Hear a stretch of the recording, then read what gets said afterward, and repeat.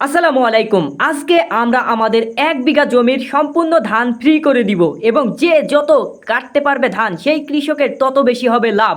যেহেতু আমরা কালকে প্রতিটা কৃষককে বলে দিয়েছি যে ভোরবেলা চলে আসবেন এবং যে যত বেশি ধান কাটতে পারবেন, ইতিমধ্যেই আমরা দেখতে পারছি তারা কিন্তু ধান কাটা শুরু করে দিয়েছে এবং অনেকজন ধান বাঁধছে। দেখুন কি চমৎকারভাবে হাতের ভিতর দিয়ে ধানগুলোকে বেঁধে ফেলছে।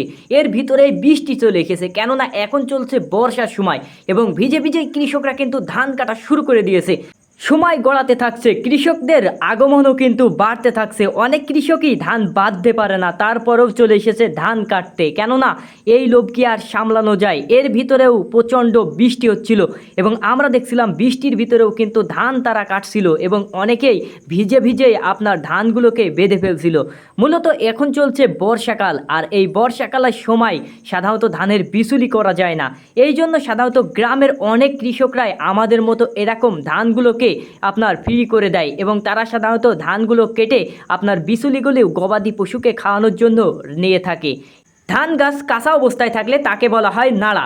গ্রামের অনেক মানুষ গরু পালন করে থাকে এবং বর্ষার সময় ঘাস ভালো মতো পাওয়া যায় না।